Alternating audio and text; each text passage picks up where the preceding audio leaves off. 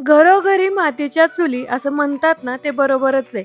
अहोंचं आणि माझं भांडण झालं, की त्यांच्यासाठी ना खास ही रेसिपी बनवत असते. कारण छान-छान खाऊन ना त्यांचा राग ना लगेच निघून जातो.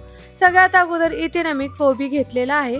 गरम पाण्यामध्ये टाकून त्याच्यामध्ये मीठ टाकून उकळायला ठेवलं. दुसरीकडे ना पीठ मळून घेतलं आणि लगेच इथे मी 2 मीडियम साईज कांदे, हिरवी मिरची, कोथिंबीर बारीक कट करून घेतली.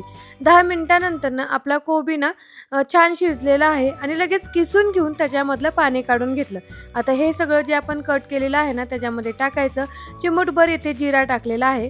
त्याचबरोबर हळद टाकलेली आहे. छान कलरही येतो आणि चवही येते. त्याचबरोबर चिमूटभर इथे मी ओवा टाकलेला आहे. चवीनुसार मीठ टाकायचं आणि सगळ्यात मेन म्हणजे याच्यामध्ये टाकायचं आहे आमचूर पावडर. आमचूर पावडरने ना खूप छान चव येते.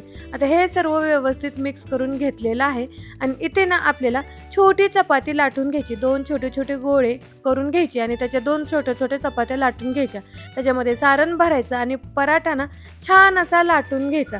छान लाटला की त्याला ना बटर लावायचं किंवा तुम्हाला जर तेल आवडत असेल तर तेल लावून हे दोन्ही साईडने छान असं भाजून घ्यायचं. खूप ना टेस्टी पराठा होतो. त्याच्याबरोबर इथे ना मी दही, त्याचबरोबर पनीर भुर्जी केली होती. एकदम टेस्टी लागतो.